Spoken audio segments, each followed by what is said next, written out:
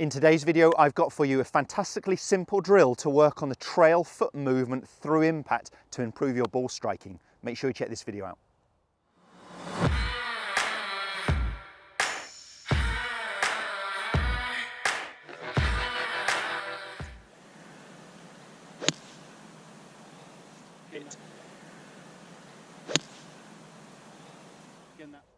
Jon Watts here from the TruGolf Academy. You've joined me out on the golf course, and today's video is going to be on the role of the trail foot into impact. And I've got for you a fantastic drill to get the right feeling of what this trail foot, so for me that is my right foot furthest away from the target, is doing into impact. What I really want to see is my trail foot, as I'm moving down from about halfway down into impact, starting to roll a little bit inwards and starting to then rotate here.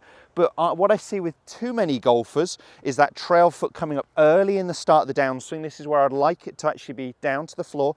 Now there are some good players, of course, who get that foot coming up a little on the early side, who still play very well, Justin Thomas being one, and you see all this pressure out to his toes.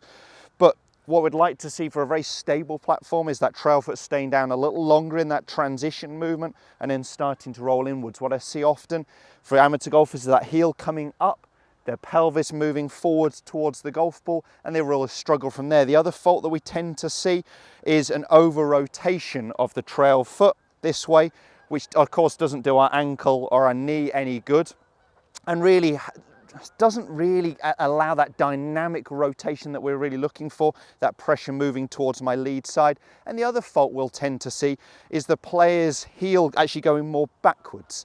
So it looks like they're turning to face the target, but all their pressure is too far onto their back foot. Now, if you're new to my channel and you haven't already, please do consider subscribing. If you hit the little bell icon, it just notifies you every time a new video goes live, and all the info also for my social media just coming on the bottom of the screen. Well worth checking out there for plenty of other golf content. What I'm going to share with you is the drill. How will I do that exercise to start with? So I actually pinched this off tour player Tony Finau, the American, who I just saw a video clip of him using this training exercise. He wasn't talking about why he was doing it, but it was quite clear why he was doing it to me. So he was using a tour stick in the ground. Let's push it in at a slanted angle. Doesn't matter too much, but relatively low to the ground. And he was hitting balls, and his trail foot was just underneath the tour stick.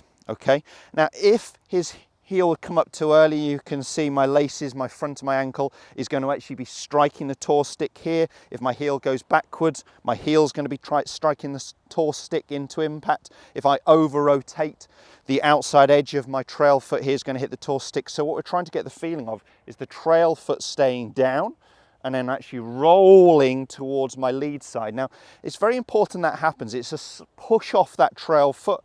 It starts to push this way before it rotates. Okay, if you have this quite low like I've got it, you are going to strike it, but obviously very, very late on. You could set this a little bit higher perhaps, which I may do when I'm hitting the shot. But the feeling of that trail foot, trail knee pushing in towards my lead side is really going to help me get my pressure towards my lead side.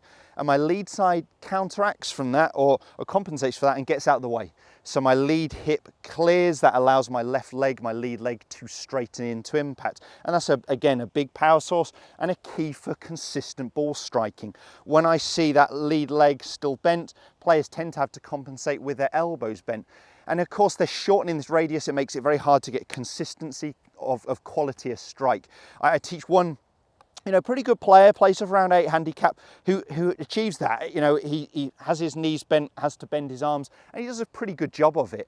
But of course, it's probably only costing him a few shots around. Well, off his handicap, those few shots could mean that difference from an 8 to a 5 to a 4. So it is a big difference, whether we like it or not. If we can get that consistency of strike, of contact, from not having to bend the elbows because we're not having the knees bent, we're allowing that left leg to straighten, it's a big power source and it's a big consistency of contact that we're looking for. So setup position, I'm going to set it just a little bit higher and a little bit further back so I've got room. It doesn't matter what club you're doing this with. I've got here a mid-iron, but this is going to sit underneath my trail foot. If my heel comes up early, somewhere between the two actually, a little lower would be good. Let's try and get a gauge on what angle we reckon that is. I guess if 90's here, I've set that in the ground at 15 degrees. But play around with it. It may need to be a little bit different for different clubs. And what I'm looking for is it's running through about to the first lace of my trail foot here. And I'm going to try and make contact with the ball, but get that feeling that my trail foot stays underneath that and it doesn't, as I said, over rotate. It doesn't go heel backwards where my pressure would still be backwards, and it doesn't come up early in the downswing. If it's coming up early in the downswing, we tend to see a loss of posture. We call it early extension, where the hips are thrusting forwards towards the golf ball. So I'm just going to hit here. As I said, a mid-iron, but relevant for anything.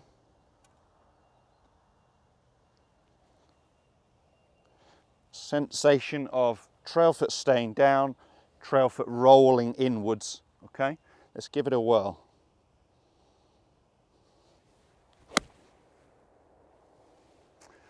Lost my balance just a touch on the way through, but actually got a really nice ball turf strike and a great flight, great direction. Let's try that one more time. Got the feeling I want. Poor balance at the end, as you'll have seen, but trail foot staying down, trail foot rolling towards my lead side. Let's give it one last hit.